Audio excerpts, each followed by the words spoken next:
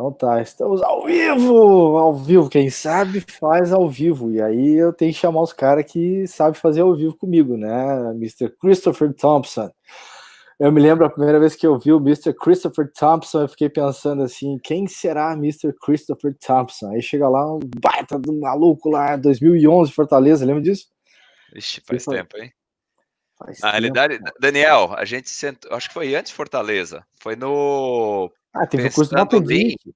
da Poppendic, foi antes de 2011, foi Isso. 2010, eu Sim, acho. cara, verdade, Inclu- verdade. é, Popenique, Klaus Inclusive, Westerfeld. Aí tu descobriu que tinha sido colega de colégio do Klaus. do Klaus. E aí o Henrique, na época, o Henrique que hoje está lá como diretor da Magazine, na época o Henrique ainda estava no Yahoo. Ah, sim, Henrique Bert. Querido Isso. Henrique Bert. Isso aí, cara. Muito bom, Então, foi quando eu conheci essa turminha toda aí do barulho. Então muito foi muito massa. bom. Então faz E 10 anos aí, nessa jornada aí. é isso. E a última vez que a gente se viu foi numa das minhas últimas idas para São Paulo, num evento lá, né, do Lean Digital. Como é que é? Lean Digital Summit. Lean Digital Summit, setembro do ano passado, setembro de Esse foi 2019. legal, cara. Tinha 400 pessoas presenciais, 500 pessoas à distância, 18 países. Então foi muito Muito legal legal. a Muito troca de legal. experiência. E aí, cara, eu te chamei para fazer esse papo. E esse papo acontece num contexto de um projeto que eu chamo ele de Mais Dev. Mas deve.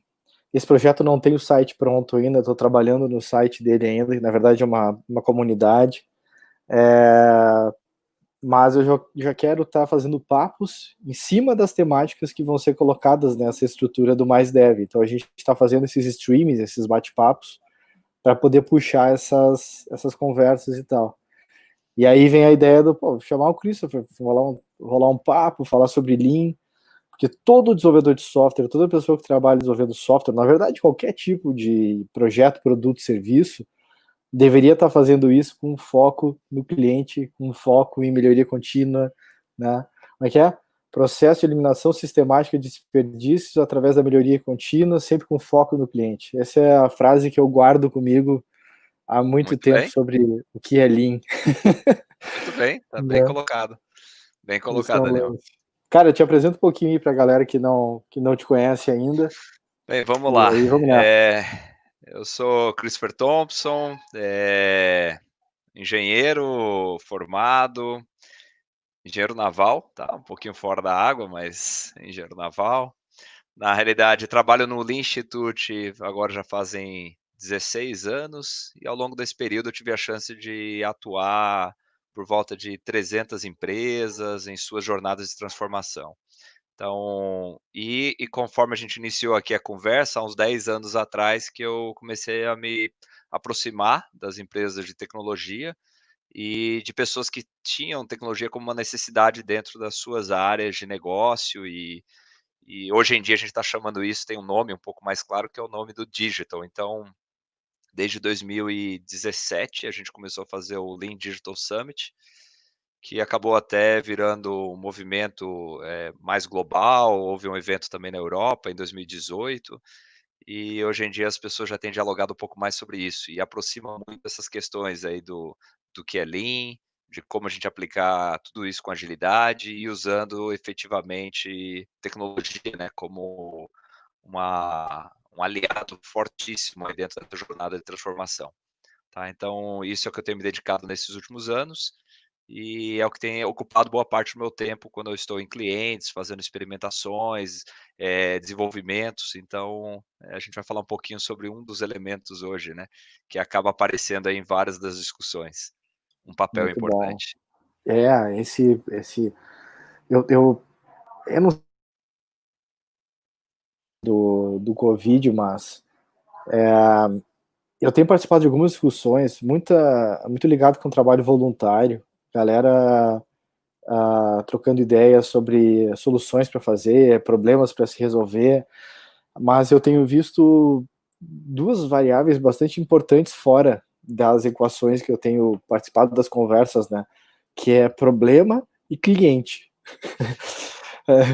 A galera tem só soluções. Eu tenho uma solução para não sei o que lá. Eu falei, tá, e quem é que tem esse problema aí? quem? A resposta não vem, entendeu? Não, mas é uma solução muito legal. Eu falei, pô, para ocupar seu tempo pode ser, mas... E quanto tempo demora pra ficar pronto? Acho que uns 4 meses eu faço ficar pronto. Vai ter acabado o Covid, vai estar todo mundo de máscara, saindo pras ruas, com álcool gel, uma Isso capa de aí. álcool gel em volta, a gente vai estar de algum jeito diferente nessa história. Mas é muito louco, cara. Eu tenho visto, assim, essa discussão sobre onde é que tá o cliente, né? E nunca é no próximo do problema, assim. E aí eu acho que a discussão de valor e cliente, ela é muito válida sempre, né? Sim, sim. E é interessante como no nosso dia a dia a gente acaba esquecendo quem é o cliente da história. É normal, quer dizer, a gente começa a se aprofundar em relação ao qual o processo, como é que a gente faz, o trabalho que a gente está realizando, porque é o que a gente sente, né? Quer dizer, cada um de nós, ao realizar o trabalho, a gente se preocupa muito com o que a gente está fazendo. Só que o que a gente não percebe é que a perspectiva não é nossa no final das contas. A gente está fazendo algo para alguém, isso a gente vai entregar. Quem vai dizer se aquilo tem a qualidade, se aquilo cumpre ou não cumpre, é o cliente. Então aí volta toda a questão de muita coisa dentro de tecnologia, fica anos, né, na incubadora até finalmente a gente ter alguma resposta real do mercado. E aí vem aquela surpresa de que aquele produto na realidade não cumpre quase nada em relação à expectativa real. E aí vem todo o lado de frustração em relação à equipe que desenvolveu, que participou da criação. Então, é um elemento muito importante a gente estar sempre refletindo sobre o cliente e se a gente consegue encurtar essa distância entre o que a gente está pensando até o cliente efetivamente dar o feedback, a gente traz uma diferença enorme para a entrega de valor. E no final, se a gente entende o que é essa entrega de valor, o oposto disso, quer dizer, o não valor, tudo isso a gente chama de desperdício, né, no linguajar Lean, de forma bem simples. Tudo que é aquilo que não é valor é o desperdício. Então, o que eu posso fazer para encontrar maneiras de eliminá-lo ou reduzi-lo para o mínimo possível? A gente sabe que qualquer processo acaba embutindo algum grau de desperdício, mas se eu puder fazer e encurtar isso daí, eu vou evitar ficar correndo e crescendo em cima desse desperdício, na realidade nem deveria existir dentro daquele processo. Sabe que tava lembrando aqui, cara, 2000, acho que era 2007. 2007? 2007. E aí eu tô numa discussão numa das equipes que eu participava, e, e a discussão era tentando achar a culpa, né? A galera tava tentando achar a culpa de quem tinha feito errado. Então, tinha gente dizendo que a documentação estava certa, que o cliente que não tinha visto, aí o outro estava dizendo que, mas o cliente mudou de ideia e avisou só uma pessoa, mas não avisou quem era responsável por aquele documento, ou coisa parecida, e aí quem desenvolveu disse que estava certo, porque desenvolveu no que estava escrito no documento, e aí tinha quem trabalha com teste de software normalmente tem uma discussão da verificação e validação, né? E aí o que eu brinco muito com o pessoal, tipo assim, cara, se tu vai trabalhar com métodos ágeis ou vai aplicar o pensamento Lean em cima dessa estratégia, esquece verificação. Só existe validação. Tu tem que confirmar que quem vai usar tá consciente daquilo ali, entendeu? E por consequência o documento ou a especificação ou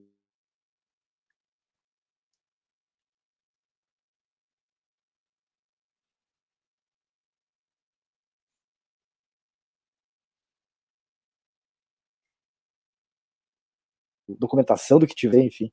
Então, ficava essa dúvida, né? Tipo, puta, mas eu fiz o que estava na documentação, tá, mas não é isso. A gente tem que estar trabalhando junto com os clientes, né? Garantir que aquilo que eles estão recebendo é de acordo com o que eles queriam. Como é que a gente faz isso? O mais frequente possível. Quanto mais frequente eu tiver ciclos de feedback e aprendizado acontecendo, isso não tem nenhuma certeza que não vai dar errado. Talvez continue dando errado, mas a tua chance de ter os incrementos mais rápidos ali, né? A chance é maior também, né?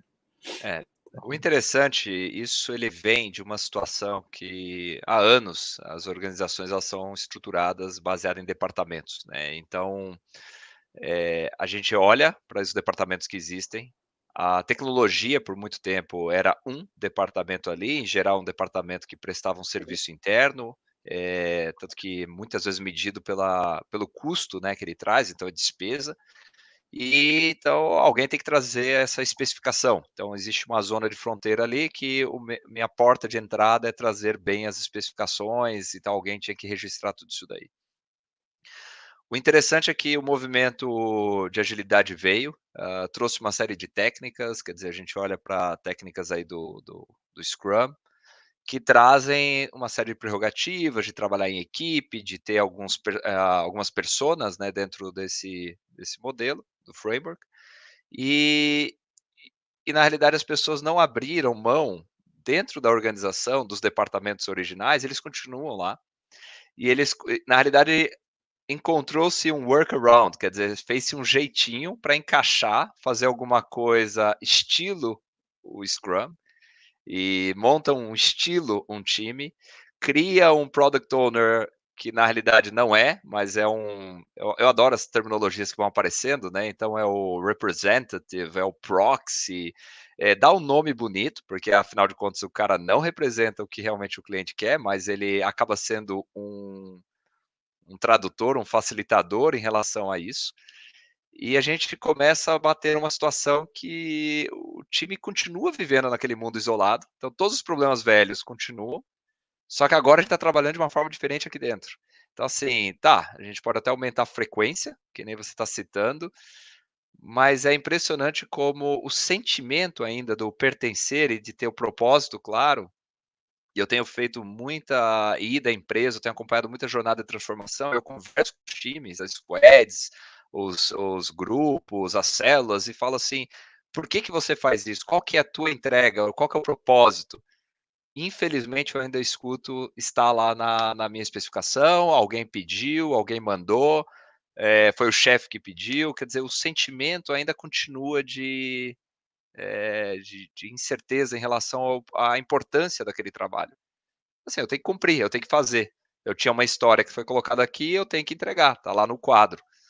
Agora, e o diálogo realmente, não aconteceu. Então, assim, pelo menos a frequência, isso é uma coisa, mesmo quem está usando o Scrum, mais ou menos, pelo menos a frequência tem acontecido mais, tá? Então as pessoas têm dialogado um pouco mais. Agora, o resultado ainda é questionável, quer dizer, infelizmente é uma agilidade sem propósito que a gente acaba vendo acontecer muitas vezes. Então, Muito e aí bom. eu coloco isso realmente na responsabilidade de alguns papéis que têm que agir nessa jornada. Boa, já vamos começar a xingar eles. Essa coisa da agilidade sem propósito, ela é bastante forte, e eu concordo muito com essa fala ser forte mesmo, porque eu acabo enxergando muita gente que é muito aficionada pelo método e não pelo resultado. E, e aí é interessante a Poppendick, eu lembro muito daquele curso lá até, ela trazia muito isso, nos livros também já tinha essa referência que é a métrica é lucro, a métrica é resultado, a métrica é crescimento, a métrica é sustentação, enfim, ela tem que estar representando a vida daquela estrutura de negócio ali que estiver sendo rodada, né? Sim. E aí vem um ponto para mim. Tu quer começar a falar mal do Product Owner agora? Podemos Não, começar. podemos já, vamos Porque, embora. porque eu acho que tem uma questão assim, Product Owner foi jogado lá. Ela não tem um conhecimento de estratégia nem de negócio. Ela de repente fez um curso, talvez até comigo, sobre como escrever uma história de usuário. E simplesmente achou uma técnica lá de priorização de backlog e pronto, eu sou um product owner. E a vida, infelizmente, não é assim, né? Então, acho que a gente pode começar por esse lance, assim, do conhecimento de business e estratégias e tudo mais, né? É, o curioso é isso, quer dizer, quem é, na realidade, o Product Owner? E o convite é para todo mundo que está participando aqui, quer dizer, pensar um pouquinho, né? Quem é o Product Owner hoje? De onde ele veio? Qual é o background desse cara? E até se a gente vai na literatura, na base, e voltando um pouquinho no conceito, ah, eu fiz questão de olhar lá no site do Scrum org para ver realmente o que tá, e aí tem alguns materiais, tem inclusive um artigo lá o nome dele é Partodi, ele fez todo um diagrama tentando conectar as coisas, e eu acredito que ele foi muito feliz em expor as imagens, a questão de o envolvimento com os stakeholders, envolvimento com os clientes, envolvimento com o time, quer dizer, tem que trazer, formar o product backlog, tem toda uma responsabilidade em relação à tomada de decisão, priorização. Então, assim, o cara é alguém que deveria ter uma responsabilidade muito alta, e para isso ele tem que estar preparado para assumir esse papel. E, infelizmente, quem a gente vê assumindo é quase quem sobrou, tá? Então, assim, foram criados os times, a turma leu alguma literatura, viu que o time tinha que ter lá os developers, os testers, traz algumas pessoas que de repente vão apoiar de arquitetura, que seja, e depois disso eu falo assim, tá, o que que eu faço com esse cara aqui, sei lá, de BI? Eu não sei o que fazer com esse cara. O que que eu faço com esse cara aqui que era o antigo, eh, os PMPs, né, os Project Management Professionals lá que tinha, lá que o cara fazia toda a gestão do projeto. E assim, putz, ou eu coloco ele como Scrum Master, ou eu coloco ele como Product Owner, ou não sei o que fazer. E aí começam a aparecer algumas derivativas, e aí até chegar a esse ponto que, então faz o seguinte, começa como Product Owner, e depois a gente vai vendo. Só que essa pessoa não tinha acesso aos stakeholders, essa pessoa nunca teve, tá? Jamais teve acesso lá aos clientes finais, que esse produto na realidade tem que atender. Ele tinha muitas vezes um atendimento a um cliente interno e olha lá, no limite. Então, assim, ele tenta continuar na rotina que ele já conhecia. O cara era de relacionamento, vamos falar, o cara é relacionamento de TI. Então ele ia para a área de negócio, conversava com a área de negócio, tentava pegar a especificação e trazia uma folha de especificação. Ele acha que esse papel só mudou o título, mas que é o mesmo. Então, assim, em parte ele é tão vítima da situação, quando ele cai numa realidade dessa, quanto o que a gente está buscando, quer dizer, a resolver o problema real de um cliente externo. Isso, assim, a gente vê acontecer, eu não vou nem citar, tem alguns aí que são mais extremos, que eu brinco, que é pegar o trainee. Então, assim, de novo, eu falei, quem é que tem disponibilidade? Pega um trainee aí, que o cara tá livre, o cara acabou de entrar na empresa, e vai ser o Product Owner. E estagiário também. Então, assim, o estagiário é a coisa mais fantástica, quer dizer, o cara não tem força, não tem argumentação com ninguém, mas eu preciso dar esse papel para alguém. Então, assim, Daniel, até queria ouvir de você, você certamente já se envolveu com muitos Product Owners, que tipo de perfil você anda vendo aí aparecendo no mercado? Acho que essa é uma Cara, pergunta legal, até para a gente poder chegar, porque no final a gente vai chegar onde a gente queria, como é que a é, gente forma um Product Owner, tem mas o, tem o POCO, né? POCO.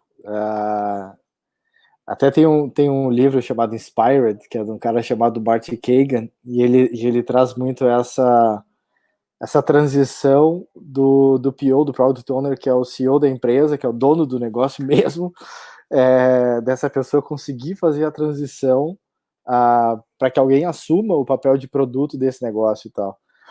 E esse, por exemplo, é um caso perigoso, vamos chamar assim, porque aquela pessoa, talvez ela até esteja certa naquilo que ela está trazendo, naquilo que ela está discutindo. Só que ninguém está prestando atenção nisso, está todo mundo pensando só, ele é o dono ou ela é a dona desse negócio aqui, como que eu discuto essa ideia? Né? E aí muitas vezes as discussões são frágeis, as perguntas são rasas, porque eu não quero entrar em conflito, eu não quero brigar com aquilo ali que está acontecendo. Esse é um caso que é bastante comum em empresas menores ou empresas que estão ainda se estruturando e tal, ou no caso dessas pessoas nesses papéis de CEO que ainda veem muito o negócio como culpa ou o sucesso deles individual. Né? Tem outra questão aí muito presente, assim. Quando eu encontro situações assim, a minha pedida é sempre tentar se modelar alguma espécie de comitê de produto. Começa a trazer outras pessoas para trocar ideia, mas menos para ter fontes diferentes de informação e mais para compartilha mais a estratégia, compartilha mais aquilo que está sendo pensado para o negócio, para a continuidade dele, para o crescimento dele. Isso para mim começa a vir uma questão sobre esse perfil desse profissional, o perfil tem que gostar, a pessoa tem que gostar do business que ela está inserida. Eu acho que isso para mim é a maior dificuldade que eu vejo é isso, sabe? De repente tu vai achar uma pessoa excelente de facilitação, sabe tocar todas as cerimônias possíveis e imagináveis, sabe fazer as melhores retrospectivas, sabe ter conversas excelentes e tal, mas odeia o business que está inserida ou coisa parecida. Ela não vai enxergar o que não está sendo visto, ela não vai ouvir o que não está sendo dito, ela não vai entrar numa questão de curiosidade que é muito inerente, assim, que eu vejo nessa questão de produto. Então, acho que eu tenho uma pedida, assim, que é a pessoa tem que gostar daquilo que ela atua. Eu me lembro de um papo com o Red Hunter, uns, sei lá, 8 meses atrás, mais ou menos. E aí a pessoa, tem que falar, trabalhar na nossa empresa e tal, assim, cara, eu odeio teu negócio. Assim, eu não odeio a tua empresa, mas eu odeio isso que vocês fazem, eu não acredito nisso.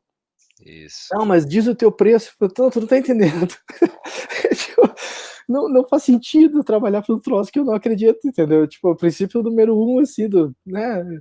Eu trabalho em tal lugar porque paga bem. Eu falei, cara, pegou a resposta errada, não é por aí o negócio, né? Então pra mim tem uma coisa desse perfil, essa pessoa tem que gostar do business que ela tá inserida e tal. Eu acho que essa é uma questão que é bastante relevante, assim. A, a outra coisa que eu vejo é uma questão assim, como que eu faço para conhecer o cliente de verdade? Porque eu te garanto que vários dos POs atuais nunca conversaram com um cliente de verdade. E isso é horrível, cara. Eu acho que esses pra mim são os dois grandes problemas, assim, entendeu? Quantas horas de cliente essas pessoas têm de verdade? Do tipo, participando de atendimento, participando de ciclo de venda, participar de crise em cliente, o cliente mandando cancelar, e aí tu tá lá ajudando ele. Como é que se trata disso, né? Pra mim são duas coisas bastante interessantes, assim. Eu já vou dar um salto aqui e trazer um pouco a referência, né, a nossa base. Quer dizer, quando a gente fala de linha, a gente acaba olhando muito para conceitos fundamentais que vieram desde a época da Toyota, e na realidade é a base fundamental que forma muitos dos princípios de agilidade. Então, assim, a gente volta desde dos primórdios aí, em relação a tentar entender esses métodos. O que é relacionado à manufatura ficou muito conhecido dentro do Lean Manufacturing, mas a parte de desenvolvimento de produto, é interessante que ele fez parte dos estudos iniciais. Quer dizer, para quem aqui já leu o artigo original do Scrum, que é de 86, lá, The New Game, do Nonaka, ele fez New Product Development Game, isso aí, Nonaka New Product Takeuchi. Development. É isso aí. Takeuchi Nonaka, é isso mesmo. E esse artigo original, ele cita sobre o desenvolvimento de produtos lá no Japão. Quer dizer, a gente está falando de uma época que foi pós uma grande crise, igual que a gente sente hoje. A gente está vivendo uma grande crise global, houve uma grande crise global no final da década de 70 para 80, todo um reposicionamento da economia, e produtos japoneses começaram a vender, ou responderam mais rápido e começaram a vender mais no nosso mundo ocidental. E o que aconteceu é que nesses estudos iniciais aí que o Takeuchi e o Nonaka fizeram, eles verificaram que a forma de desenvolver produto era bem distinta lá no Japão, de juntar equipes multidisciplinares. Então, assim, isso chamou a atenção deles. Eles escreveram o artigo, saiu na Harvard Business Review, então para quem ainda não leu, fica a recomendação. E e justamente, entre as empresas, óbvio, entraram também nas montadoras, que estavam tendo um tempo de reação muito menor, em relação à crise, do que as empresas americanas. Tempo de desenvolver um automóvel nessa época aí da década de 80, era normal uma GM demorar por volta de 7 anos, e uma Toyota já desenvolvia de 2 a 3 anos um automóvel. Então o tempo de reação a mercado, conforme o mercado foi mudando, fez com que eles tivessem um ganho de market share significativo. Isso que foi visto na época ganhou o nome, né, ganhou o nome de Scrum. Claramente, ou o Takeuchi ou o Nonaka eram grandes fãs aí do esporte, do rugby, e acabaram pegando aquele movimento que no rugby junta o time inteiro para realizar uma entrega, com objetivo comum. e aí acabou dando esse nome de Scrum para aquilo que ele viu acontecendo no Japão.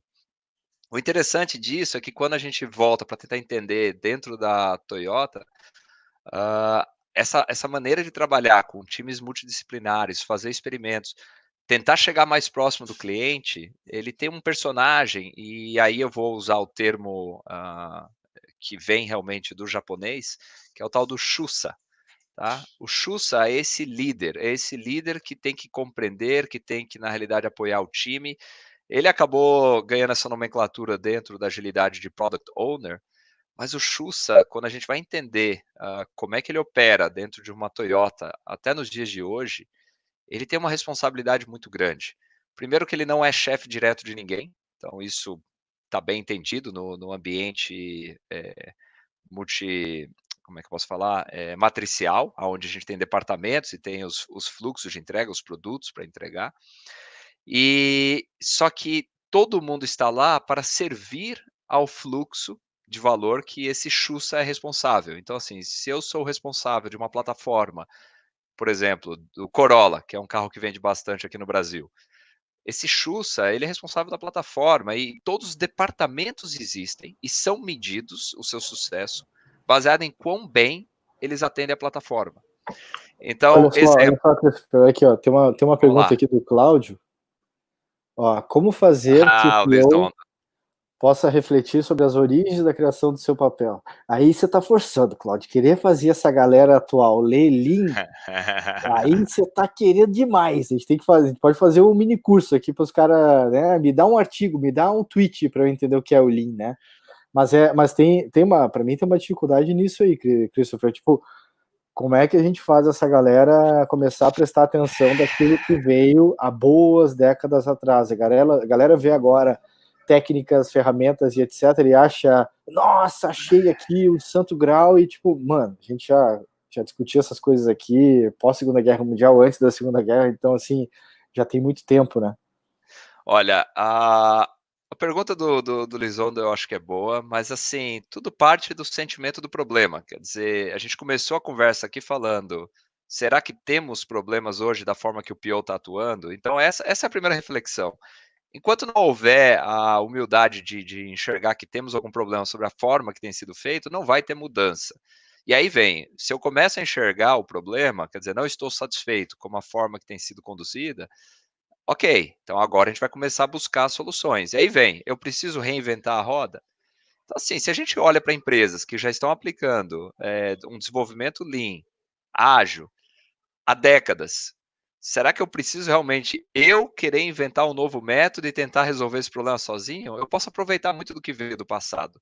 Então, assim, óbvio, não é copiar, mas é compreender o que veio do passado, inclusive adaptando para a minha realidade. E aí sim a coisa começa a deslanchar. E é muito legal quando isso acontece.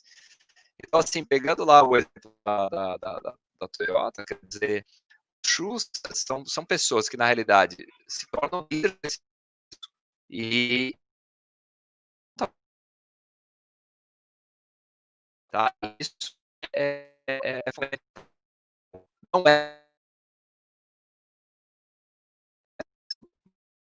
nas áreas de desenvolvimento de produto, eu vejo lá a área de R&D, pesquisa e desenvolvimento. E aí, eu pergunto, por que vocês estão fazendo esse produto? Ah, porque marketing falou que... Tá dando uma cortada agora aí, Cris. Vamos ver. Ele parece que está rodando, ele só fica dando um refresh aqui, né? Não, aqui no meu ouvido que deu uma. Mas tenta, Ah, volta um pouquinho no teu raciocínio aí, só então, para garantir. voltando aí, a questão de pesquisa e desenvolvimento. Pesquisa e desenvolvimento muitas vezes é guiada por marketing, e o marketing acaba decidindo qual que é o produto do futuro. E, quer dizer, invertendo a sequência.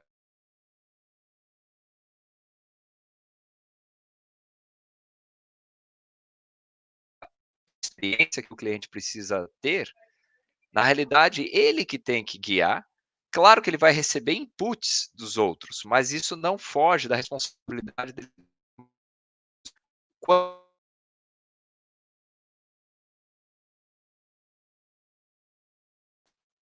Tá cortando ou é só eu não sei se o áudio tá cortando para você. Aqui tá cortando um pouco de novo. Ele vai, depois ele dá umas travadas. Não sei se tu quer de repente tentar tirar a tua tela aí só para ver se faz alguma diferença. Posso parar. Deixa eu Vamos ver. ver. Se bem que eu não vou saber se ele caiu, porque eu só tô vendo que ele dá um refresh aqui na hora da minha tela. Tá. Mas tenta, vamos de novo. Agora eu tô te ouvindo bem. Então, assim, vou dar um exemplo que está documentado, está nos livros, dá para acompanhar bem. É o exemplo do Lexus. O exemplo do Lexus é um carro de luxo da Toyota, que ele veio com resposta a um problema que a Toyota não conseguia vender. Tá? Quando o Justa recebeu essa missão de encontrar e defender uma plataforma para atender o mercado de luxo, ele foi para onde? A primeira coisa que ele fez foi conhecer o mercado, foi ir aonde o cliente estava. O principal foco deles, que era o mercado de luxo, era o mercado de luxo americano. O Xussa, esse líder de fluxo, ele foi junto com uma pequena equipe para Beverly Hills. E eles foram lá viver por um período, então algumas semanas eles passaram lá, convivendo, tendo uma rotina junto com os americanos. E aí, quando eu estou falando americanos, é americanos de alto poder aquisitivo,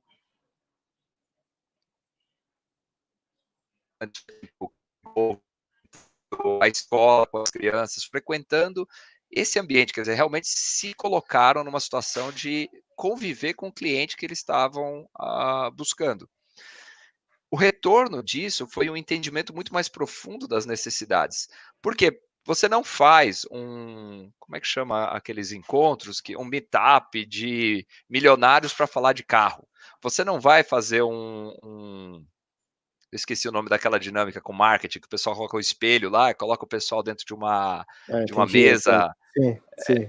Eu esqueci agora a dinâmica, mas aí vem os psicólogos, vem analisar, e você não vai trazer um bilionário para sentar em volta de uma mesa para discutir sobre carro. Só que quando é que eles falam sobre carro? Eles falam sobre carro no dia a dia, eles falam sobre carro jogando um golfe, eles falam sobre carro no jantar deles. E a forma de falar do carro era importante, que era assim, que te sentimento. Então, tinha toda uma hipótese, eis que começa a entender essa importância. As hipóteses. Você pode matar um monte de hipóteses sem ter criado nada. Só de estar próximo do teu cliente, só de estar próximo e escutar o teu cliente em relação a como ele experimenta outras coisas. Então, exemplo, ruído. Não poder ruído. Na realidade, não é verdade. A questão é que eles queriam um tipo de Tá ruído cortando. específico. Agora cortou forte. Deu uma... Que curioso. O retorno aqui da tela parece bem fluido. Não. Ele dá depois dá uma robotizada, daí ele vem na história Entendo. e tal. Mas vamos ver, eu vou tentar fazer o seguinte, eu vou me tirar do... Bem, eu vou me tirar aqui, segue falando aí, vamos fazer mais um teste, vamos ver. Tenta falar algo para eu te escutar, Daniel. Eu falando algo. Agora sim, com a imagem, tá bom. Beleza. Assim, o fato é que foram a realidade do cliente, o exemplo do ruído de carro,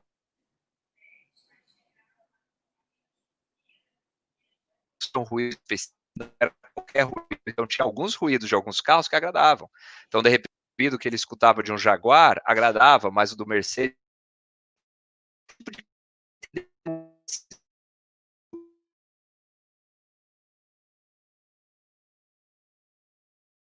Deixa eu ver. A pessoa tá me falando aqui que tá cortando aqui de novo. Tu consegue conectar de algum outro lugar, em 4G ou coisa parecida? Só para teste?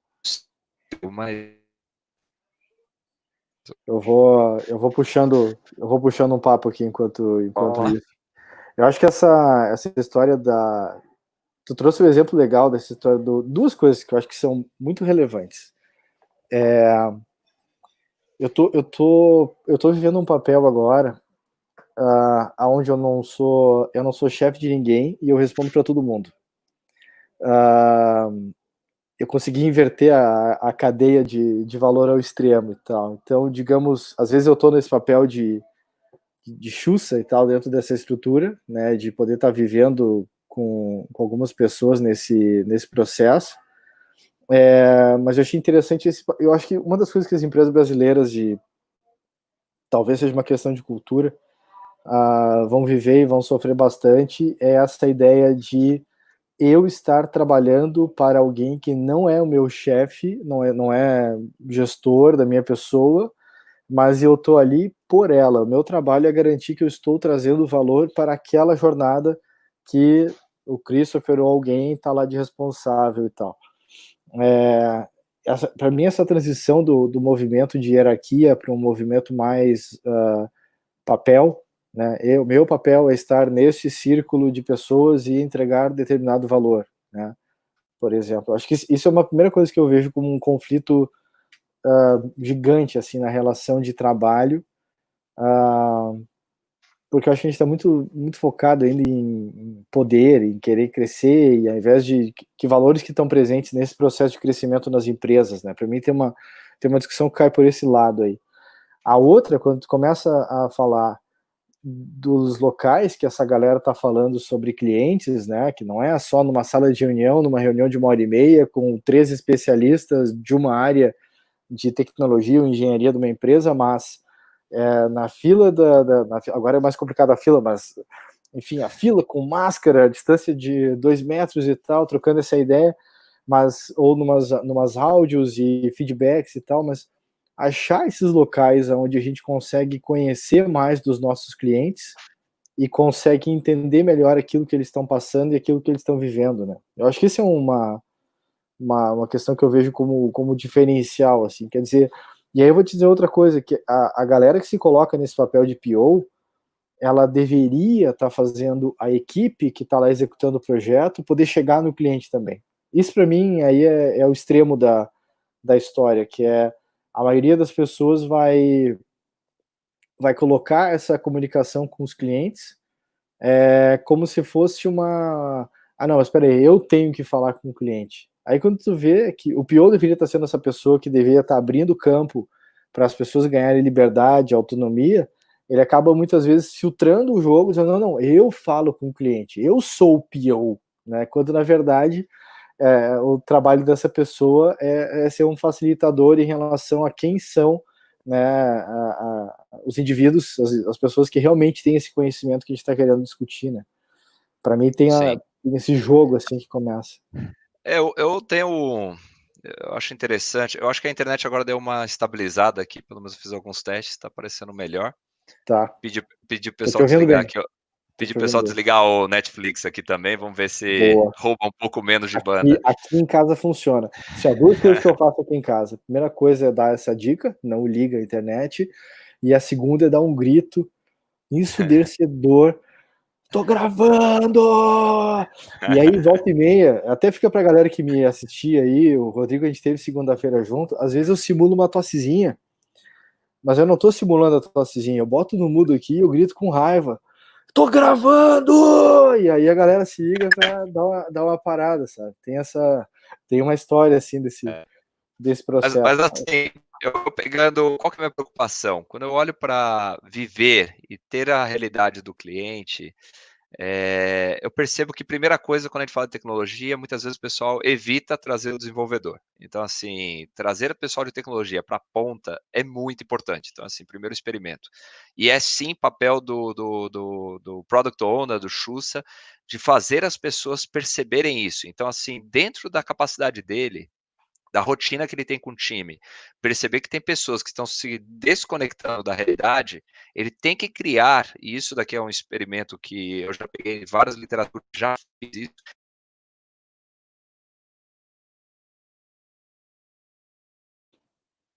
Travou de novo. Tá dando uma. Agora foi forte. Agora foi pesada, Cristian. Cara, que estranho. Muito Eu louco, tô, muito louco.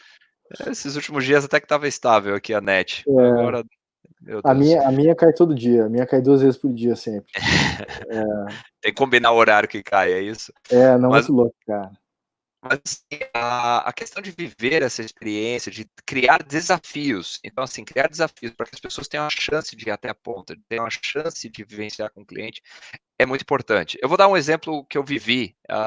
Eu tenho feito muito trabalho de transformação digital nesses anos, quer dizer, muitos bancos estão entrando nessa jornada, posso falar que são os que estão entrando mais forte com suas transformações digitais, e tem sido interessante a questão da pessoa física, os produtos, os aplicativos, as soluções de pessoas físicas, em geral, são muito mais robustas do que pessoa jurídica. E quando eu começo a trazer os exemplos de problemas nos aplicativos, até porque muitas vezes eu estou lá como cliente do aplicativo e eu experimento, eu começo a sentir as dificuldades e falo com o time, muitos dos problemas não são percebidos, ou não são percebidos como algo tão grave. Mas a buscar e falar com quem realmente usa, isso começa a ficar mais latente. E uma das conclusões que eu tive o time, na realidade, ele é formado por pessoas físicas. Os indivíduos que estão lá dentro do time, eles têm chance, e eles mesmos acabam utilizando o aplicativo, eles acabam se tornando testers. Então, eles mesmos estão vivenciando continuamente o produto, eles estão continuamente vivendo a experiência que o cliente final tem. Só que quando a gente vai para o aplicativo, por exemplo, pessoa jurídica, as pessoas não se colocam na percepção de que todo mundo ali do time deveria também, de alguma maneira, tentar se colocar como uma pessoa jurídica e viver com aquele aplicativo. E, na realidade, não existe cliente, o aplicativo não funciona ou não funciona tão bem. Então, é curiosa a diferença de maturidade de aplicativos pessoas jurídicas e pessoas físicas, muito relacionado ao fato que o próprio time, ele consegue entender o propósito e ele se coloca na situação de uma pessoa física. Mas a verdade não é igual quando a gente fala de pessoa jurídica. E isso acontece de novo, em outros setores, em outros tipos de experimentos. A minha recomendação é que sempre que possível, e toda vez que eu estou dialogando com pessoas de desenvolvimento, eu não estou falando só de software, tá? Desenvolvimento de qualquer coisa. Até na época que eu trabalhava com tinta, por exemplo, era desenvolvimento de tinta de parede. Toda vez que eu tinha chance, eu buscava comprar, eu buscava eu mesmo pintar, para poder dialogar de igual para igual com quem tem a experiência de estar pintando a sua casa, pintar a sua porta, seu portão. Então, assim, só que se você não se dá o trabalho, não, eu posso contratar um pintor, ele vai saber. Só que você não vai se sentir na prática. E isso daí é algo que a gente tem que criar maneiras, por isso que eu falo, vamos criar exercícios e desafios para que as pessoas tenham oportunidades frequentes de realmente conhecer o cliente e conhecer o produto. Que a gente está criando produto para resolver alguma coisa. Só que se a gente não vivencia a dor, o problema, o quanto realmente a gente consegue compreender sobre a importância dessa solução. Tá? Então, assim, eu sei que não dá para fazer isso para tudo, mas muitas vezes dá para fazer mais do que a gente imagina, quando a gente começa a refletir. Tá? Que é interessante. Essa coisa de viver a jornada, né? É uma coisa interessante. E aí eu também já vivi realidades de pessoas que estavam desenvolvendo um produto e nunca tinham usado o produto. E eu fiquei apavorado. Eu fiquei apavorado por duas situações. Eu fiquei apavorado de como que essa pessoa conseguiu desenvolver um negócio e não desenvolveu mal. O trabalho ficou bom, mas ela nunca tinha usado o produto com o fim para que ela desenhou aquilo. Eu fiquei assim olhando, eu fiquei abismado, cara. Eu falei, como assim, cara? Você nunca fez tal coisa? Não, nunca fiz. Também foi você que fez a tela. Sim. Eu falei, cara, como é que faz isso, cara? Porque eu não consigo. Eu falei, cara, eu não vim com essa parte de abstração desse jeito, sabe? Tipo, eu preciso viver o problema, eu preciso ver o negócio acontecendo. Tanto que eu tô num nível, assim, Christopher, que todo business que eu crio são problemas reais, que eu vivo. Eu não consigo não estar num negócio onde eu tô em outra dimensão, entendeu? Não, eu gerencio planilhas e estratégias. Não, cara, eu tenho que estar sofrendo com o problema. E as minhas metas também são relacionadas ao sofrimento. Tipo, uma das minhas metas é melhorar uma jornada educacional. E eu tenho 5 anos para fazer isso, que é o tempo que o meu filho vai levar para chegar na primeira série. Então, é mais ou menos isso, entendeu? Eu vou criando essas brincadeiras e pensando como que eu resolvo esse problema, qual é o meu limite, qual é o meu teto, né, em relação a isso. Mas essa coisa de viver a jornada é uma coisa bem interessante. E eu tive isso, pessoas que viviam um produto e nunca tinham usado o produto. E a coisa Mas dos bancos é um outro fenômeno. a gente organiza pela WorldTech a UXConf Brasil, é um evento de experiência de usuário e tal. E aí era interessante ver vários bancos, na época que a gente tinha stands nos eventos, a galera comprando stands, era um monte de banco, cara, comprando stands, eu fiquei pensando assim, o que eles querem falar de UX? Tipo, eles não... tipo, esse troço não existe lá dentro, o que eles estão querendo aqui com isso? E era interessante ver nas palestras que essa galera trazia dos experimentos em relação à pessoa física e como que eles estavam aprendendo com isso para depois poder levar para as pessoas jurídicas e tudo mais. Mas era interessante ver que eles estavam numa jornada de busca de melhoria, de entendimento desses clientes, de tentar conectar com o mundo real. Então eu fiquei ali, eu tive um pontinho de esperança, assim, eu falei, nossa, cara, legal, pelo menos é bom estar vendo que esse movimento está acontecendo, né? Está. O movimento está acontecendo. Nós, como queríamos que fosse mais rápido, né, que fosse melhor entendido, mas existe uma evolução efetiva. O que eu gosto de colocar aqui em relação a esse líder, né, que a gente está falando aqui, esse product owner, esse Xussa, é que ele tem uma importância muito grande. Eu acho que um dos grandes elementos, assim, primeiro, nem todo mundo vai ser um ótimo product owner. Tá? Então, assim, vamos a primeira coisa, não é para todo mundo. Você está falando, como é que você encara, não vai encarar, e tudo bem. Então, assim, algumas pessoas vão se tornar product owners. E quando eu olho, eu já dialoguei algumas vezes com ex-Toyota, as pessoas da Toyota, inclusive já dialoguei com o Shusa da Toyota, quando eu tive a oportunidade de ir lá para o Japão, o formas é um acima do Corolla. E a primeira coisa que você percebe ao dialogar com o Shusa é a capacidade de comunicação. Então, ele é um exímio comunicador. Uma brincadeira com comunica a dor.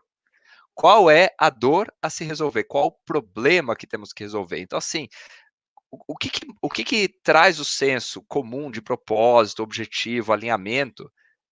Qual é a dor que nós vamos resolver? Qual o problema que nós juntos, quer dizer, eu estou juntando uma equipe, a gente vai fazer toda uma proposta, a gente vai desenvolver isso daqui, vai entregar no mercado para resolver o quê? Então, assim, esse cara, ele tem que ter uma clareza. Então, assim, de qual a dor a ser resolvida, qual é a missão maior daquilo ali. E a partir do momento que ele entende essa dor, conseguir comunicar, envolver as pessoas para que todas elas estejam tecnicamente motivadas e aí eu digo brigar no sentido positivo, mas disputar realmente a solução, qual é a melhor solução para resolver melhor aquela dor daquele cliente. E cada um dentro da sua especialidade, brigando para que a gente consiga efetivamente chegar lá. Mas essa disputa é uma disputa saudável, onde a gente vai trazer racionalidade, onde vai trazer os argumentos, cada um na sua especialidade, dentro desse time multidisciplinar. Então, o Schuster, ele é um cara que está orquestrando tudo isso daí. Ele é o cara que garante que está todo mundo alinhado e não perde o foco do porquê que a gente está discutindo. E não interessa o tamanho do crachá de alguém que está ali na sala, é um departamento que é mais que o outro, que aquele departamento tem mais verba, ou que o cara tem mais tempo de casa. O Schuster, ele sabe dialogar e ele consegue, na verdade, guiar esse consenso Que interessante, dentro desses conflitos. Mas assim, como é que você forma um Xussa? Tá? E isso é uma das coisas que eu quero deixar bem claro. Não é simples, não é de um dia para o outro. Na realidade, quando a gente pega numa empresa madura, que nem uma organização Lean, que está lá na sua jornada há décadas, isso é fácil. Eu digo para você, o Xussa é formado por uma pessoa que ele já teve a oportunidade de passar por toda a cadeia de desenvolvimento, toda a cadeia de entrega até o cliente. Então, quando você fala o que é o papel ideal, é na realidade uma pessoa que já viveu no desenvolvimento, na engenharia, já foi um tester, já foi até entrega, já viveu no negócio, já entendeu comércio de produto, que é uma visão ampla. E ele consegue dialogar com todos os departamentos, ele sabe conectar, ele sabe ativar cada departamento e ele sabe o linguajar correto de cada departamento. O que eu vejo que, em geral, o Xussa acaba sendo hoje, né, quando a gente fala bem do tradicional da agilidade, acaba sendo uma opção. Eu escolho ou um cara de tecnologia ou um cara de negócio. E na realidade não é ou, é e. E aí vem o desafio, como é que eu trago pessoas que já trabalharam com negócio, já trabalharam com já esse talvez seja a formação na os produtores. Você tá mudo. Eu consegui capturar a ideia, que é, não, deu uma cortada aqui, mas eu consegui capturar a ideia, quer dizer, esse aí dificulta o trabalho, né, Christopher? Tipo, como é que a gente acha uma pessoa que tem a capacidade de negócio, mas que também consegue jogar esse jogo do lado técnico? Porque, assim, quando você estava comentando ali das histórias, tem uma pergunta da Ana Beatriz que eu vou colocá-la na tela em seguida. Assim, frases, eu me lembro de frases, assim, que eu ouvi em contextos e era frases do tipo, eu achei que a minha opinião valia mais. Frases que eu ouvi também, mas eu já tenho 20 anos de experiência nisso, eu sei que é assim. Deixa eu ver o que mais. Aí, para essa segunda, eu respondi uma frase que tem a ver com quem trabalha com infraestrutura, né? Os resultados de ontem não refletem os resultados de amanhã. Então, é Você está tipo, falando da Bolsa de Valores já, então? pode ser também, pode ser também. Mas eu vou trazer a pergunta da Ana Beatriz aqui, que ela é pesada, eu diria, e talvez ela faça muito sentido na cultura japonesa, e a gente tem muito a aprender em relação a isso. Talvez até uma coisa que eu estava ouvindo esses dias, sobre, em relação até à cultura japonesa, falando um pouquinho sobre o foco do coletivo e na disciplina, que eu acho que tem coisas que a gente tem muito para aprender aí em relação a isso. O Guilherme Lacerda estava pipocando aqui na live também. O Guilherme é um cara que estuda muito também os conceitos da jornada, né, em cima da história do karatê, da cultura oriental, enfim, a gente estuda, conversa muito sobre Lean também. Mas tem assim, cara, empoderamento, muito comum na cultura japonesa, né? Pilares ali de poder, liderança, motivação, desenvolvimento. O maior desafio para implementar essa cultura no Brasil. Para mim, ela começa na história do ego, né? O quanto que as pessoas acabam querendo se colocar e aparecer e tá querendo ser a representação do resultado. Eu acho que isso aí pega uma coisa que para mim é pesada, assim. As pessoas querem ser chamadas de resultado. O resultado é meu. Enquanto que na verdade o resultado ele é coletivo, né? E Perfeito. aí tem, para mim, tem essa construção, tanto a história de empoderamento, né? Eu tenho até trocado a palavra empoderamento por potencializar as pessoas. Como é que eu te potencializo para que tu seja capaz de fazer mais disso que tu sabe fazer ou daquilo que tu queres fazer, enfim. Eu vou brincando com as palavras porque às vezes eu vejo elas causando às vezes mais dor do que ajudando num processo de crescimento, né? É o Guilherme traz aqui, né? O bem comum deveria prevalecer do individual. Esse é o grande lance. Mas aqui está a pergunta da Ana Beatriz. O que tu Deixa, me diz disso? eu não ia usar nenhum slide, eu nem sei se funciona aqui. Eu posso compartilhar um slide? Compartilhei. Acho que funciona assim. Bota aí. Deixa eu tentar aqui. Share screen. Opa. Share screen. Ok, compartilhar. Temos um slide na tela aí? Vamos ver. Aí. Ok. Por que eu gosto desse slide? Porque ele ilustra bem a questão do ambiente matricial e fala sobre a figura do Schussa. Tá? Então, assim, quando a gente fala do empoderar, de quem é que vai ter a voz, quem vai falar, no final das contas é o seguinte: os departamentos existem e a hierarquia dentro do departamento continua existindo. Então, se eu entrar para marketing, eu vou ter lá o departamento de marketing, eu tenho a figura, tenho o gerente de marketing, tenho o diretor de marketing, tudo isso daí vai continuar existindo. Todos eles existem para, na realidade, apoiar os fluxos de valor, tá? Então, assim, o marketing está aqui para apoiar, que seja o Corolla, o Etios, Lexus, assim por diante. Agora, imagina uma discussão, a gente tem um grupo de pessoas, tá lá o cara de produção, o cara do marketing, o cara de tecnologia, o que cuida de fornecedores, suppliers, provedores aí, discutindo, e assim, só que o cara que cuida de tecnologia, ele tem 20 anos de empresa, e o cara de marketing tem 2 anos de empresa. Cara, mas se o assunto é de marketing, e ele é o nosso maior especialista de marketing, quem é que eu vou considerar? Então, aí entra a figura do Schuster. O Schuster é maior do que o melhor para o fluxo, para a entrega, para a experiência do cliente. Ele vai olhar para isso daqui e vai falar assim, cara, agora eu quero escutar o cara de marketing. Ele só tem 2 anos de empresa, mas é o cara que mais conhece de marketing aqui dentro. E ele vai falar. E, na realidade, se aquela ponderação dele for relevante, o Xuxa acaba atuando, de fato, como juiz desse processo, porque ele vai olhar qual que é o bem maior. Então, assim, apesar do cara de tecnologia falar que há 20 anos eles já tentaram isso e nunca funcionou. Então, assim, as coisas mudam, o cenário mudou e o cara de marketing tem uma técnica nova ou tem uma situação nova que ele gostaria de expor. Então, isso acaba servindo como uma ponderação. Então, isso acaba ajudando demais quando a gente começa a falar desses times multidisciplinares, ter essa figura que está olhando pelo bem maior, que tem clareza do objetivo e ele vai sempre estar relembrando qual o propósito, se alguma discussão começar a dispersar, tá? Então, caramba, perdi meu mouse aqui, deixa eu ver se eu acho meu mouse, aí. Então, assim, os departamentos, eles continuam preservando os conhecimentos específicos de subsistema, aprendizado entre produtos. Só que o líder, o Xuxa, ele, na verdade, preserva o conhecimento sobre cliente, produto e integração. Eu acho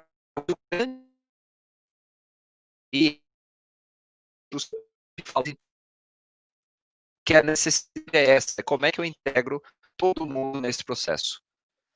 Então, eu gosto muito desse slide porque ele é bem visual em relação a essa situação. Existem os departamentos, não é que a gente vai abrir mão disso daí, mas eles defendem o conhecimento, eles defendem a especialidade, o desenvolver habilidades, que na realidade são habilidades específicas.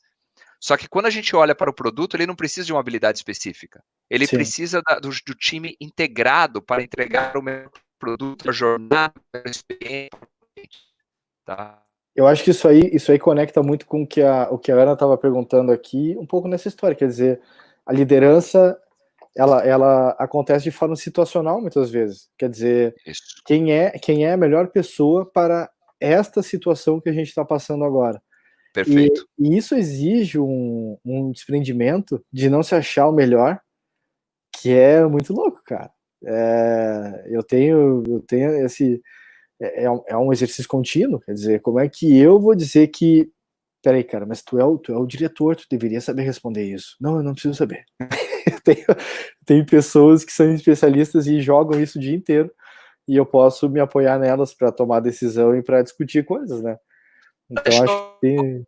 Posso chutar o áudio agora, para a gente está chegando aqui já num momento bem avançado, agora o pessoal já está um pouco mais aquecido. Vamos torcer para os deuses do streaming aqui não travar o Christopher, chuta o balde, manda ver. Vamos lá.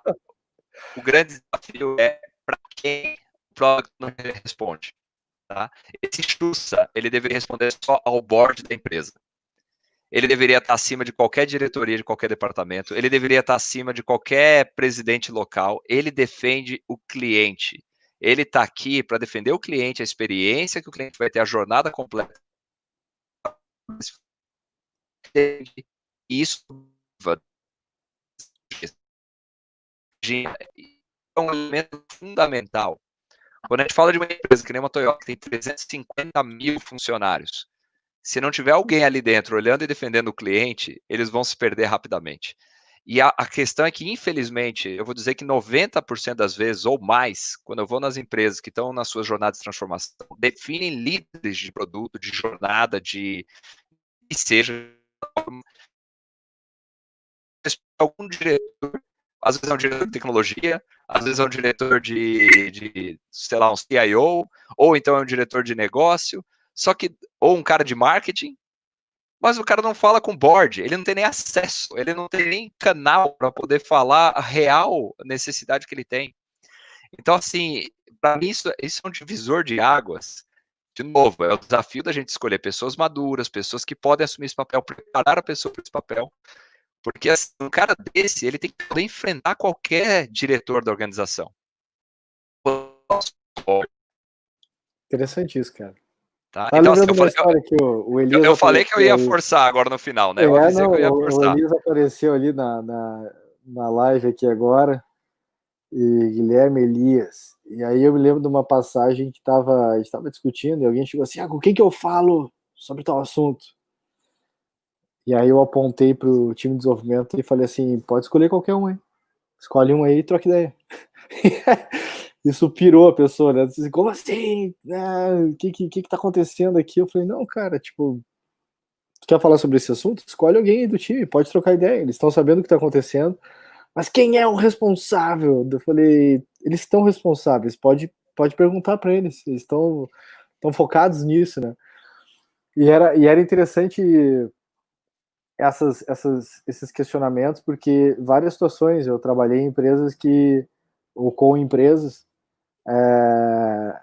que era essa questão de quem é a pessoa, quem é o responsável, mas nunca era alguém que tinha liberdade e responsabilidade condizente, entendeu? Ela era responsável por, mas a liberdade era limitada por alguém que estava acima dela. Então, Isso. mas não vai ali não, porque se você fizer isso aí pode dar errado, e aí o que vai acontecer? E aí eu já ouvi frase de multinacional que eu trabalhei, e aí, cara, teve um cara que me falou o seguinte, mano, eu só vou usar essa história de métodos ágeis aí quando o meu diretor aceitar. Enquanto ele não der ok, eu vou continuar aqui no meu modelo sequencial de análise, projeto, desenvolvimento, teste, atrasos contínuos, mais atrasos, entregas de coisas que não fazem nenhum tipo de sentido e Desperdício entrega, embutido, é isso aí. desperdício total. Eu sei que tudo isso acontece, mas hoje, se eu erro, tá tudo certo. Se eu Sim. usar essa história de métodos ágeis e errar, a culpa vai ser minha. Eu olhei pro cara e falei assim, tá, e daí? Qual é o ponto? Entendeu? Então, mas eu não entendi ainda naquela época, eu não questionava. Na verdade, eu nunca questionei, né? O poder dos boletos, né? Eu acho que a gente consegue ser mais fortes que os boletos no fim do dia. Sei lá, no pior caso, ele vira um origami e a gente ganha deles, Mas entendeu? Sei mas, lá. Wilde, eu vou voltar, cara. É a questão, para o cara ser o PO, ele tem que ter maturidade. E assim, o pessoal tá procurando o shortcut, tá procurando o caminho fácil de uma pergunta que na realidade não é simples, É não isso é aí. fácil. E esse cara é assim, putz, ele podia ser diretor, ele podia ser presidente, mas ele virou PO. Porque é do caralho, porque ele é, desculpa, não sei se eu posso falar isso aqui ao Pode à vivo, né, mas vontade. assim, porque isso é o pelo apaixonado por nada, é apaixonado pela experiência que vai entregar para o cliente, ele é um ótimo comunicador, integrador. Então, assim, ele podia ser qualquer coisa, mas ele acabou virando um PO, porque na realidade esse é o papel dele.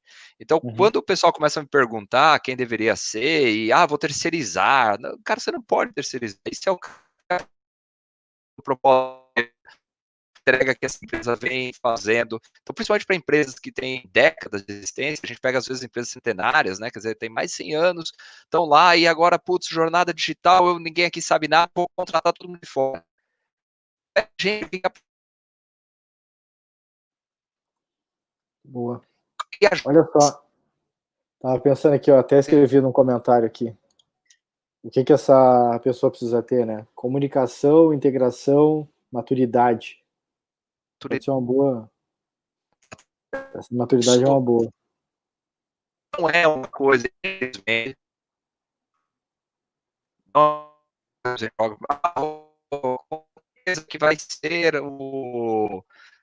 vai ser o PO para mim. Como assim? O terceiro vai ser o PO? Então, infelizmente, eu já peguei situações desse tipo, a gente tem dialogado bastante como evitar isso. E Uhum. na realidade, porque essa maturidade e o respeito, o carinho pela empresa. Eu falo, toda empresa já é uma cultura existente. A gente tem que entender o que é bom dessa cultura. Claro, aquilo que da cultura não vai servir,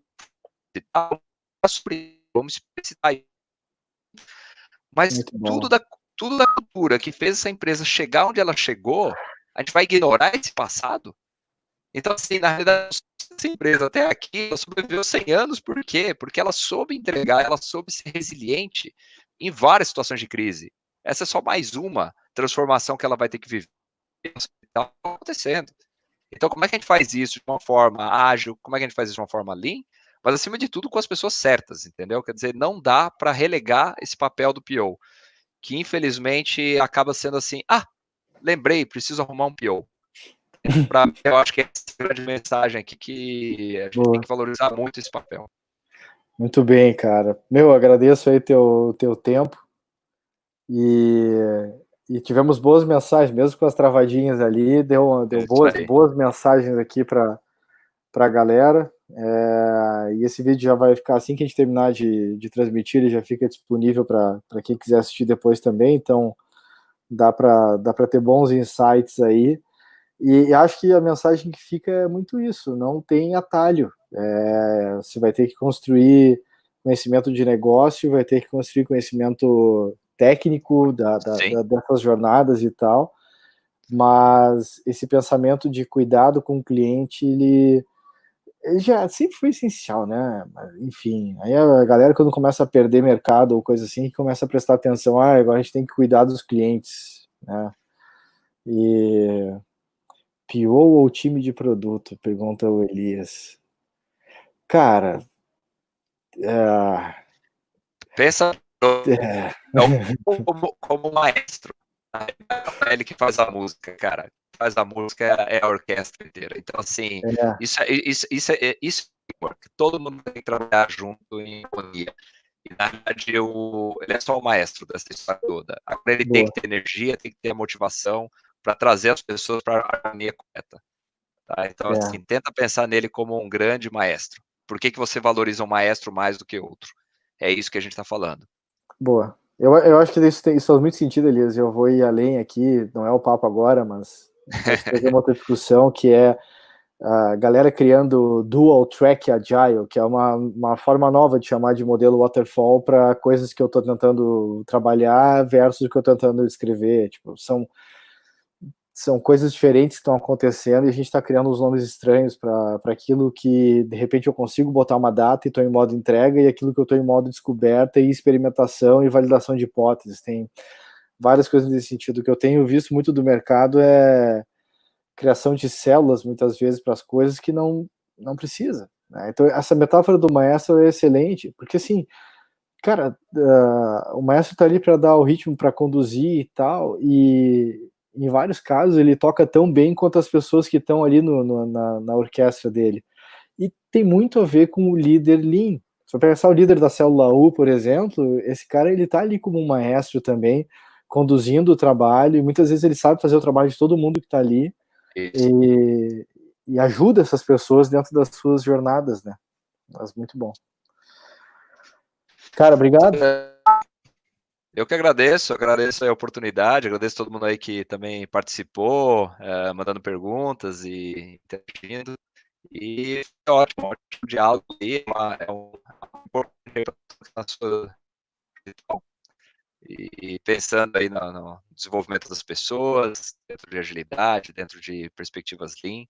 Então, fico aí à disposição também para quem quiser conectar no link. Muito bom. Então tá. Valeu. Show de bola. Tchau, tchau. Tchau.